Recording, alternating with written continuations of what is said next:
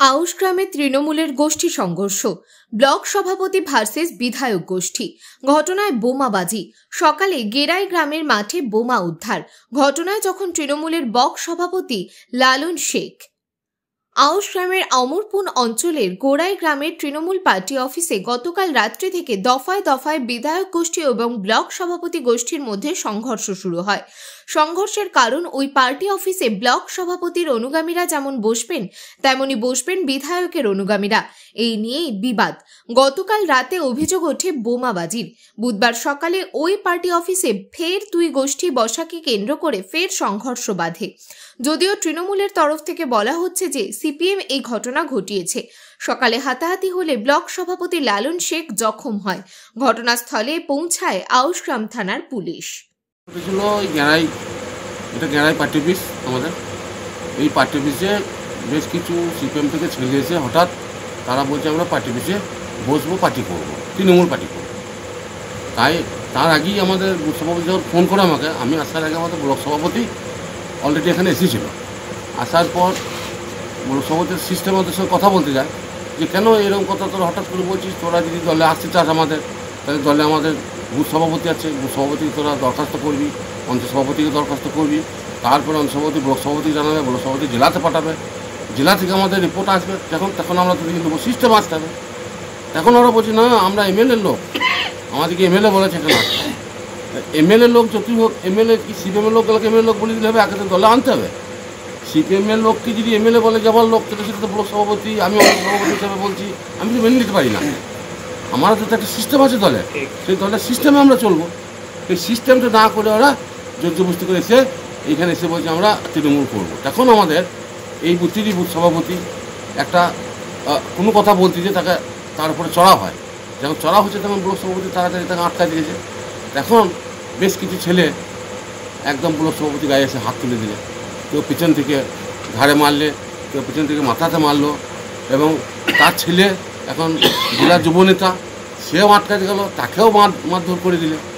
আমরা এমএলএ, আমাদের যিনি এমএলএ আছেন উনি তো আমাদের এখানকার নয়, উনি তো আমাদের বোলপুর থেকে এসেছেন। ওনাকে আমরা জিতিয়েছিলাম খেটে খুঁটে, উনি জিতে গিয়েছেন, উনি আবার এখন ওনার জায়গায় রয়েছেন।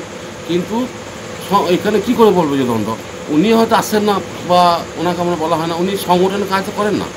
উনি কিছু কিছু আমাদের এই ব্লকের বেশ কিছু দুষ্কৃতি, বেশ কিছু খারাপ খারাপ ছেলেদিকে নিয়ে সব গ্রামে, সব অঞ্চল একটা করে ঝামেলা সৃষ্টি করার চেষ্টা করছে। ঝামেলা হোক, আমাদের ব্লক সভাপতি চায় না যে ঝামেলা হোক। সেই হিসেবে আমরা এখন নিজেদের আমাদের ছেলেদিকে এখন কন্ট্রোলে রেখেছি। আমার নাম হচ্ছে গোলাম মোল্লা, আমি অঞ্চল প্রেসিডেন্ট। ঘটনা হচ্ছে যে এই অঞ্চলে গ্রামে একটা সুনাম আছে, আপনারা সবই জানেন। লোকসভা ভোটে 1100 ভোট, 80টা মাত্র বিরোধী ভোট পায়। কিছু ব্যক্তি এখানে এসে আজকে আমাদের বুথ সভাপতি মমিনুল সাহেব, আমাদের মেজবাউদ্দিন সাহেব ওরফে শান্তির কাকাকে আক্রমণ করে প্রথমে, তারপরে হাতাহাতি হতে আমাদের উন্নয়নের কাণ্ডারি যিনি মানুষের পাশে থাকেন ব্লক সভাপতি হাতে ওনাকে মাথায় আঘাত করে, গলাতে আঘাত করে, তারপরে আপনার বাড়ির পাশে একটা বোমের আওয়াজ শুনতে পাই আমরা। আমাদের গ্রাম হচ্ছে গেরাই। এই গেরাই গ্রামে ভোট আছে, আমার যে বুথ, সেই বুথের ভোটার আছে 1100 ভোটের মধ্যে ওরা ফ্যামিলি মেম্বার আছে 200 মতো। সেই ফ্যামিলি মেম্বার থেকে ওরা 80টা ভোট পায়।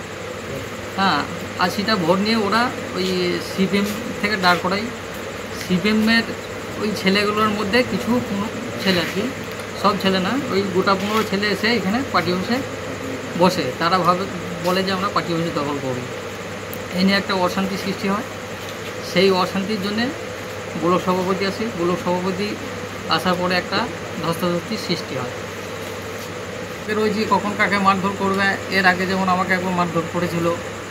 আর আমরা চাইছি যে শান্তি, গ্রামের মধ্যে শান্তি থাকুক, শৃঙ্খলা বজায় থাকুক, এটা চাইছি। আর ওরা চাইছে ঝামেলা করতে সবসময়। পুলিশের কাছে কমপ্লেন করা হয়েছে, কিন্তু পুলিশ তো নিষ্ক্রিয়। পুলিশ তো কোনো কাজ করছে না। পুলিশের সামনেই তো সব কিছু হচ্ছে, কিন্তু পুলিশ কোনো নিচ্ছে না, দায়িত্ব নিচ্ছে না।